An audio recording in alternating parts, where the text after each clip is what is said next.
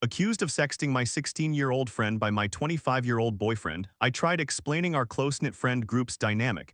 It's just how we talk. But his fixation on age left me exhausted. You're creepy for being friends with minors. Will I ever break free? This is an incident that occurred 2 years ago. I am 21 now, but it continues to weigh heavily on my mind because he still consistently makes very strange accusations towards me regarding my younger friends. I suppose I will explain everything in chronological order. 4 years ago, I was 17, and I became a member of a mixed-gender, very queer friend group consisting of individuals aged 14 to 18. We originally met on a Discord server for a series or show, but we grew close and formed our own friend group with a private server. We are very close to one another, and there was essentially no topic too personal to discuss. Being chronically online teenagers navigating puberty, we would often overshare, sometimes about sexual matters. For instance, when I turned 18 and entered my first relationship where I could physically meet the person, I shared with everyone what it was like to experience sex for the first time. To us, it felt normal to overshare. It was akin to how people, particularly girls, talk about such topics at a slumber party. It reflected the nature of our friend group to discuss these matters and support one another through our teenage journeys. We discuss other topics as well, of course. One channel we created in our server was designated for NSFW memes that we shared, not because we directed them toward each other, but for each of us to send to our respective partners. This detail is important for later in the story. As time went on, in March of 2023, I turned 19.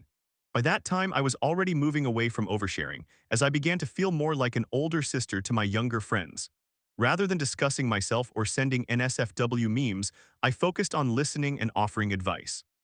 Our friend group was also less active, as we all had many personal matters to attend to since COVID-19 was no longer as pressing an issue as it had been when our friend group first formed. Nevertheless, we remained very close and provided life updates whenever possible. In August of 2023, I began dating my boyfriend, who was 25. About 3 weeks into the relationship, the accusations began, and here is how it unfolded.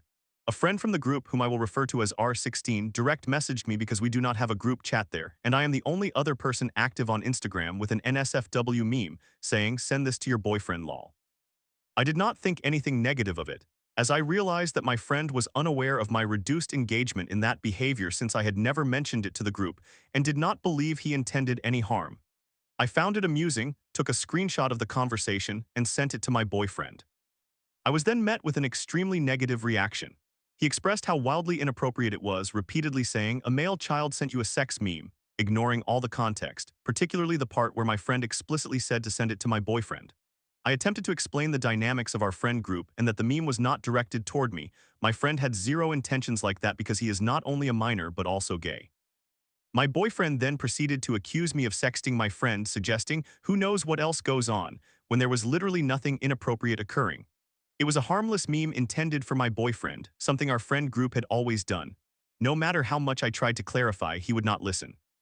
He also called me creepy for being friends with a minor, despite the fact that I had just technically turned an adult a year ago, and we had been friends since I was 17, putting us close in age.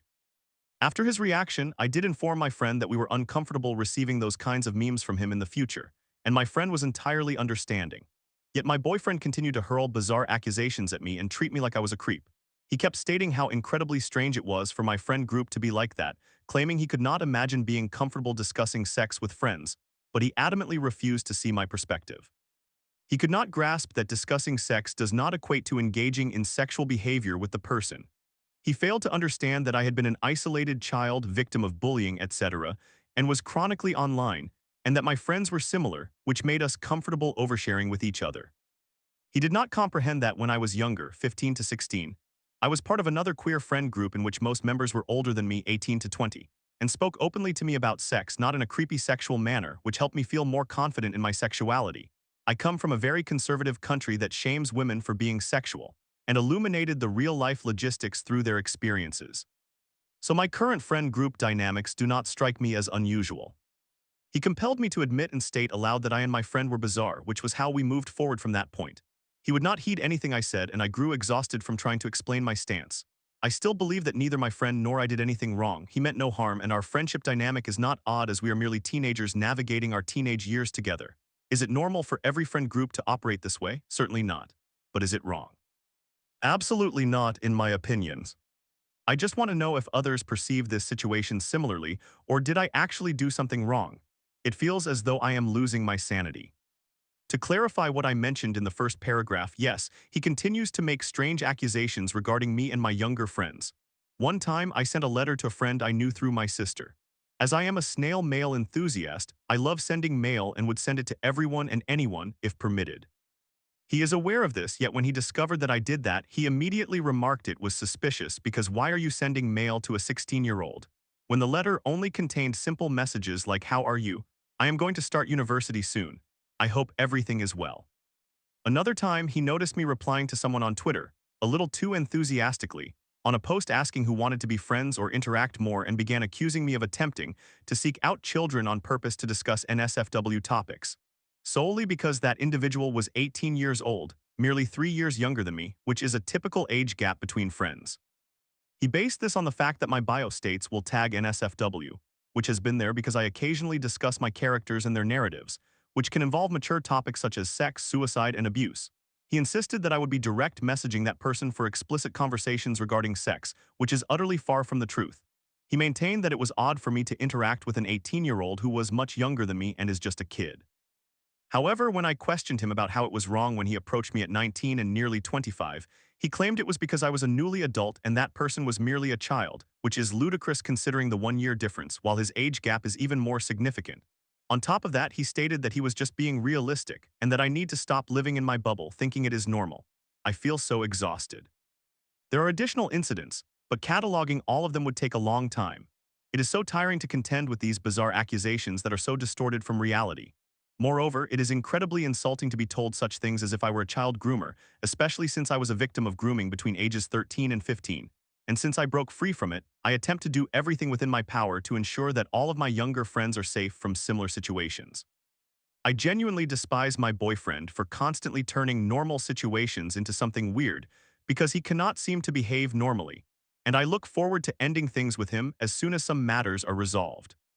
I had to post this on a throwaway account since he follows my main Reddit account, and if he found it, he would criticize me immensely. He constantly tells me that I crave validation and attention from Reddit and Twitter and that I need supporters to agree with me, his exact words, whenever I post something that makes me unhappy, despite the fact that most of the time I simply want to vent for venting's sake. I am never attempting to solicit comfort from anyone. Story 2. In high school, I was best friends with Jenna, her boyfriend Marcus, and my own fiancé Jason. After a messy breakup and too many secrets, I found myself falling for Marcus despite the chaos that had unfolded. You could always switch partners, he said, but could I? Now I'm left wondering what could have been. This is a lengthy story, so I apologize in advance for the reading. I'm in love with my former best friend's Jenna ex-husband Marcus. The names are fictional. I am married. I have been married for almost 2 years now and I have been with my husband for 6, going on 7 years. The story begins in high school. My husband and I are high school sweethearts, but we were in a long-distance relationship for a little over 2 years since I moved from North Carolina, where we are both from, to northern Michigan, where we both currently reside. My parents relocated us here when I was in high school so we could be closer to their support system, as they were struggling financially and wanted assistance from my family. I met Jenna after another classmate invited me to lunch on my first day because we had moved to a small town and not many new students start at that high school. We had some good conversations, but our friendship developed relatively slowly. We only became best friends after she invited me to see a movie with her that she wanted to watch once all her other friends declined. I accepted because I genuinely wanted to make friends at this new school. We clicked immediately and became best friends quickly after going to the movie together because we realized we had so much in common. We were both in long-term relationships with boyfriends that were quite similar, which is important for later. Her boyfriend Marcus was somewhat standoffish with me at first. He did not really care for anyone other than Jenna. He was struggling with school due to some family and mental health issues at that time, so I understood why he was not interested in interacting with me. Jenna and I continued to grow closer. We were inseparable and spent most weekends and any free time together. When my family moved 30 minutes away after we both became adults, I would make that drive to spend each weekend with her nearly every other day. Over time, Marcus and I began to become friends too. In our senior year, we shared a class together that had only 5 other people in it, so we sat next to each other, joked, and talked. We were genuinely friends, and it made me happy to be close to my best friend's boyfriend. After we all graduated, I continued to spend most of my time with the two of them. It reached the point where they would come to me for opinions on their relationship problems and other similar issues. Marcus even sought my help in planning and preparing his proposal to Jenna. I suppose I should not have offered my opinions on their relationship because that was not my place, but I truly wanted to keep my friends and I would do anything for that. After Marcus proposed and Jenna accepted, we planned to move back to North Carolina and live as a group of four, including my now husband, Jason, fictional name. I communicated to Jenna that I was moving to North Carolina with or without her and that she was welcome to join me. Jenna and Marcus agreed only because Marcus would accompany Jenna anywhere she asked him to.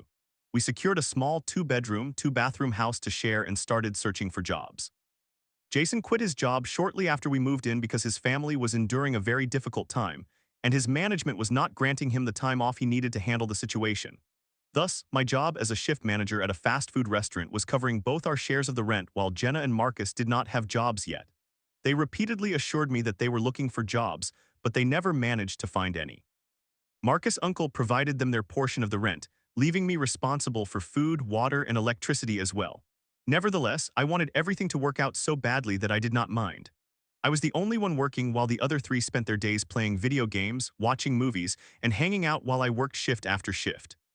During this time, my then-fiancé and Jenna began to grow very uncomfortably close. She started confiding in him about everything from Marcus to her family issues and mental health. They would sit in Jenna and Marcus' room with the door closed and have long conversations where Jason would give her advice and help her work through some of her concerns. They shared very similar family issues, so they found comfort in one another. At least that was what I was told was happening. This continued, and I began to feel burnt out from my job and my living situation. Jason often chose to spend time with her instead of me, explaining that she needed his assistance and that he was simply trying to be a good friend. It was also during this time that Marcus completely shut me out, as I now realized Jenna was lying to him about how I did not like him and was speaking poorly about him and his mental health issues behind his back, which I was not doing. I felt so alone during this period. You can probably guess what happened next. I came home one day to find Marcus and Jenna sitting on the couch, keeping in mind that we only had one car at the time, so Jason drove me back to the house without mentioning once that they were home waiting for me. They sat me down and informed me that they were breaking up and moving back to Michigan. I had to either figure things out down here with solely my income and Jason, which was certainly not feasible. Consequently, Jason and I chose to move back to Michigan and in with my parents. On the same day, Marcus pulled us aside to reveal that one of the reasons they broke up was that she had feelings for Jason. Jason claimed throughout this time that he had no idea anything like that was happening and just wanted to be a good friend, like a brother to her. Marcus and I believed him. I sided with Marcus and informed Jason that I was also uncomfortable with their closeness. This marked the beginning of my relationship with Marcus as I ceased communicating with Jenna. Jenna did not handle this well and refused to admit that she had any feelings for Jason at all. She ended up damaging the house, while Jason and Marcus came to pick me up from work one day and moved out before we even returned home. We were not even aware of how she made it back to Michigan until later, as she did not possess her driver's license. Once we all returned to Michigan, I maintained a close relationship with Marcus. However, everything changed when Marcus and I discovered that Jenna and Jason had been having an affair for the entire last 2 months of our time living there, unbeknownst to both of us. Marcus decided he no longer wanted to associate with me after I opted to stay with Jason.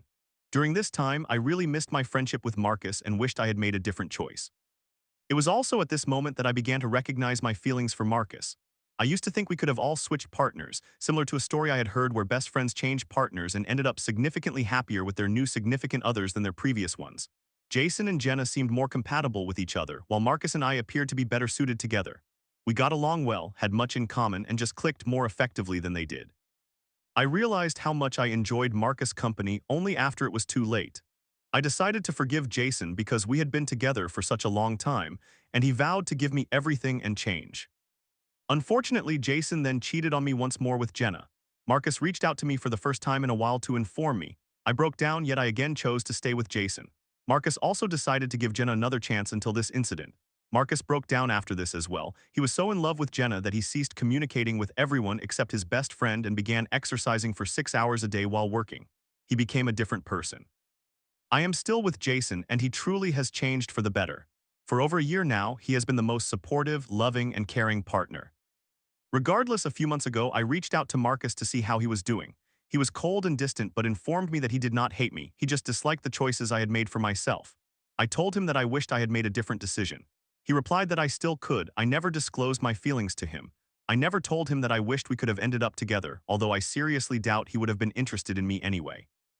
After a few weeks of us communicating every so often while he was at work, He texted me to say that he had just entered a new relationship and did not want his girlfriend to feel uncomfortable about our conversations, so he wished me well and blocked me.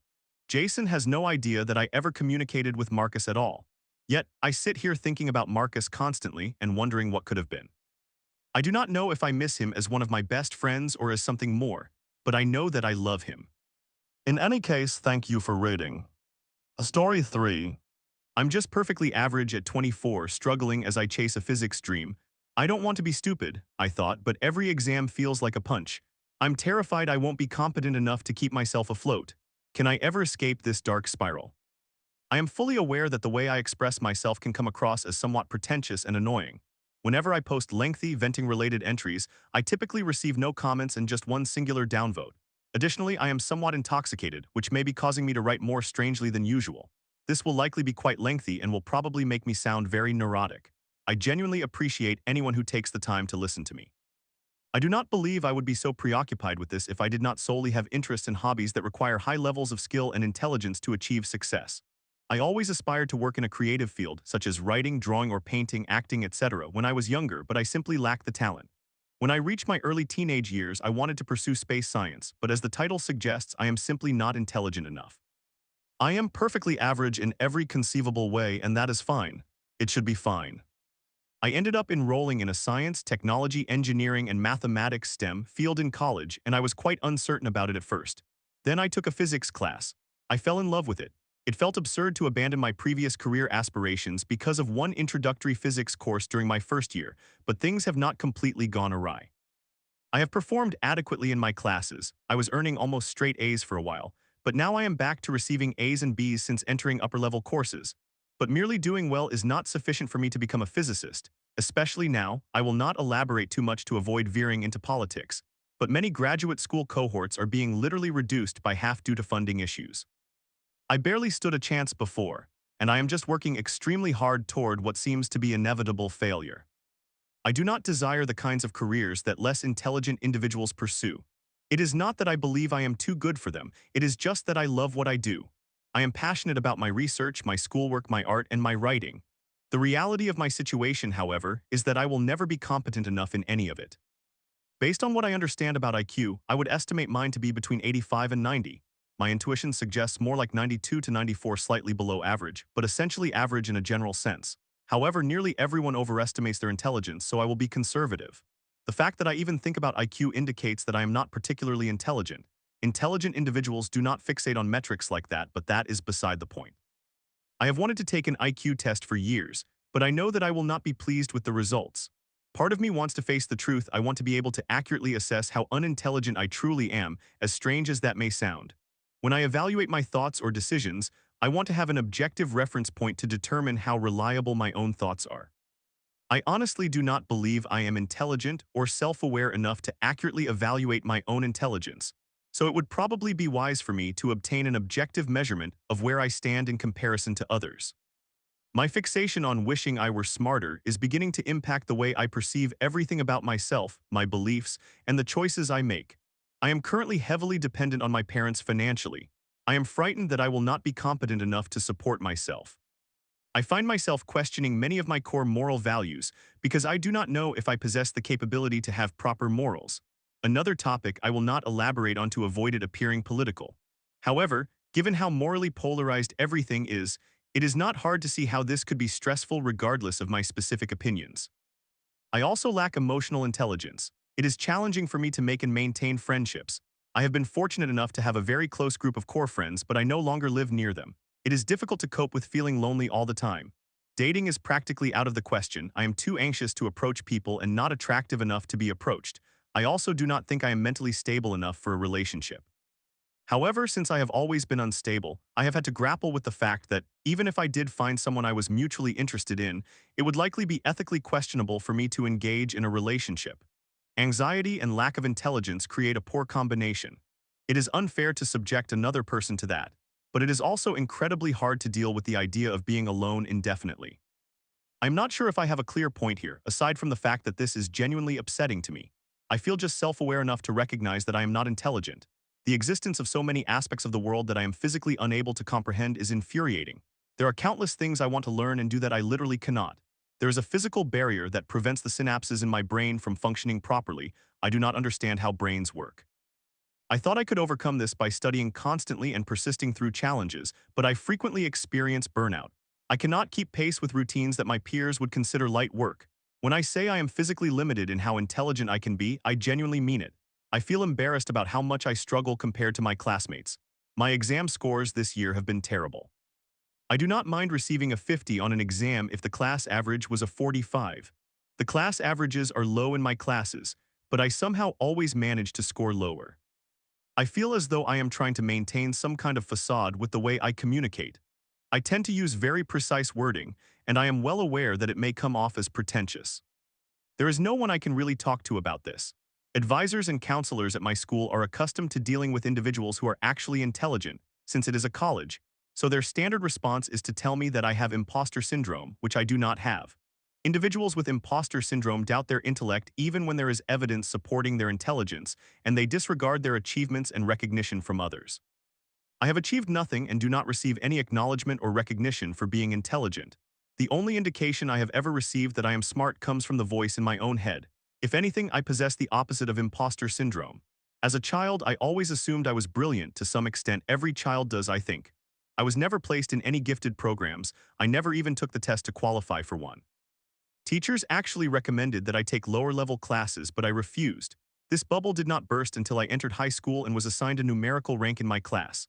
Even then, I remained largely in denial until I reached college. I fell into the trap of believing I am smart, I just do not apply myself enough. I have had to actively confront my lack of intelligence, and even then, I do not always maintain humility. This seems like a ridiculous first-world problem to be upset about, but it is beginning to consume me. I will apply for graduate school in about a year. That will serve as the final reality check for me. There will always be a small part of me that believes I can gain admission to somewhere, and that part will override any logic or reasoning until I receive my rejection letters. I feel so entitled, thinking that I deserve some special career in research while I have to settle for a 9-to-5 job. Most people have to accept a 9-to-5 position. I am not better than them. Being upset about it as if I had other options seems incredibly childish. It feels egocentric to think I deserve better, honestly. I believe things would seem less hopeless if I were at least able to be with someone. While I will never contribute anything meaningful to the world, I could at least find fulfillment in contributing meaningfully to another person's life. I have friends, but as I age, their partners and families will understandably take priority. A career in something that brings me happiness is unlikely. Pursuing a relationship would be selfish and irresponsible, but let's be real, that has always been out of the question. I am so worried about my future, but I cannot envision one worth having that is even plausible for me. I'm just too unintelligent. Story 4. Carrying the weight of expectation. At 21, I'm tired of being the strong one who never says he's hurting. Friends ghosting and family pressure have me questioning my self-worth. After failing a key assessment, I snapped. Can I finally break free from this cycle? I feel as though I have been carrying too much for too long, and I do not know how to forgive myself or feel that I am enough. I have never been the type to vent publicly, but I suppose I am at a point where I do not know what else to do with everything I have been holding in. I feel as though I am falling behind in every aspect of my life: friendships, career, love, self-worth, and no matter how hard I try, I cannot seem to catch up. I am writing this immediately after receiving the results of one of my screenwriting proposal assessments.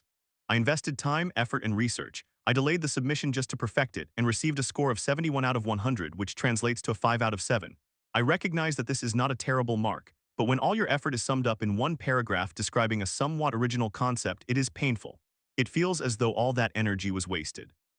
I understand that this is how things go sometimes in screenwriting, but still, it hurt. A few days ago, I had plans with my best friend. It was just a drive, some food, and a listening party for a new album we were excited about. We had not hung out in a while, and I thought this would help us reconnect. I messaged and called him on the day, but there was no answer. Hours later, he called back with a vague excuse about his wife and cousin being over, while also mentioning car trouble, even though it sounded as if he was in a vehicle. He said he would let me know when I could come, but he never followed up. He did not even open my messages afterward. I eventually messaged him again the next day and told him he left me hanging. He replied, saying he had been intoxicated all weekend, we went fishing with the guys just the day before, and that he would let me know again. We had planned this weeks ago. It clearly did not mean as much to him as it did to me. It felt like he can make time for others, but not for me. This is not the first time this has happened. I have asked for favors before, only to be left in the dark at the last minute. I was his best man. I have always been there for him, but now it feels as though I am the only one trying to keep this friendship alive. He used to be the one person I could rely on. When life became overwhelming, I could message him and he would be there even if he did not say much. His presence was enough. Now he barely responds, sometimes not at all. Meanwhile, I see him chatting away in our group chats. I understand that people get busy, life changes, things happen, but it now feels so one-sided. However, honestly, that is just one piece of what has been troubling me. I come from an ethnic family, and if you know, you understand that it is not a culture of asking, it is telling. I love my parents, I really do, I want to help them. But every time they tell me to do something, something inside me resists, and I hate that. I wish I did not feel that way. Most of what I do feels like I am doing it for them, not for myself. Even my studies, film, media, and creativity, which are fields I am passionate about, still feel like they are for them. To make them proud, to lighten their burdens. They say they support it, but I know they are not truly happy about it. Especially extended family. Oh, he is studying fine arts. It is already associated with failure. I wish I could tell them all to leave me alone. But that is not who I am. My parents want me to sit down, talk, and spend time with them to mend our relationship. But when I do, they barely pay attention. Any conversation with my father turns into him yelling. It is not genuinely a conversation, it is just him yelling over me. He does not handle differing opinions. Everything is a conspiracy. Everything is against him, so now I just remain silent. My mother thinks I am antisocial. My father believes I have some clever system for dealing with people. No, it is just that I cannot handle them anymore. My older brother left university and is now studying religion full-time. I respect that, I truly do, but now all the pressure has fallen on me. I am supposed to be the one who succeeds, retires my parents, and supports the family. But I am struggling. I am in university, living off a government allowance and cannot afford a car or even gas at times. I cannot buy what I need to grow. I have tried learning ways to make money online, but I would have to give up my only stable source of income. They would cut my allowance if they saw I was earning income. I appreciate when friends or my parents buy me things, but I hate handouts. I hate having to ask. I feel like a disappointment, like I talk a big game but never deliver. I have low self-esteem and deep-rooted insecurity. There was someone from my childhood, a community figure like a teacher or caretaker, who made me feel loved. He was well known and respected, always smiling and hugging me whenever we met. On the day we received our exam results, I found out I failed. I studied so hard and still failed. Nevertheless, I went out with friends to try to forget about it. We ran into him. He greeted everyone warmly. Then he reached me, did not smile, did not greet me properly. No eye contact, just a flat "oh." Then he asked how my studies were progressing. I told him the truth. He looked me up and down in front of everyone and said, "Your grades went down and your body went up." Everyone laughed, I laughed too, but inside it shattered me. I was already insecure, already ashamed. And that moment just confirmed every awful thing I believed about myself, that I was a failure, fat, worthless. And to this day, people still talk about him as if he is some treasure, but all I feel is resentment. He humiliated me. I went home and cried for the first time in years. I did not even know how to process it. I was laughing and crying at the same time, as if I did not understand what I was feeling. Just pressure being released. When it comes to love, I have messed that up too. I have unintentionally hurt every girl who has ever had feelings for me. I was closed off. I did not believe I deserved love, so I kept people at a distance. Now I am stuck on someone from my past, a girl who never knew how deeply I felt about her. I made it seem like I did not care, as if I just used her. Now she has moved on, and from what I hear, she is cold, like she has built walls. And I cannot help but feel like I played a part in that I helped transform her into someone who does not believe in love anymore. I have habits I despise, bad ones. Every day I reinforce the same patterns I want to break. I do not speak up when I am hurt, and the rare times I do, I hate myself for it, like I should not have said anything, like being honest makes me a burden. Even last night I snapped at a guy. He always runs his mouth and I just exploded. That is not like me. People who know me understand that I do not ever get angry. I am not like that. Everyone went quiet. I think I have just had too much bottled up inside and it finally burst. I am not suicidal, but I am exhausted. Exhausted from carrying this burden. Exhausted from being overlooked, from being misunderstood, from being the strong one who never admits he is hurting. I do not want to come across as though I am complaining, but honestly I just feel stuck. And tired. Even though I do not feel like I have done enough to warrant this exhaustion, that is what confuses me. I feel like I do not even deserve to feel this way. I have tried to get my life together so many times, and each time I make progress, something comes along and knocks all the pieces down. And yes, maybe that is just life, but honestly, I am tired of picking them up every time. I do not know what I want by posting this. I know I am not special. Everyone is dealing with something, and to be honest, reading this back, I feel like I am being overly critical of myself. The hurt I am feeling is recent, and I should just be stoic and it will pass.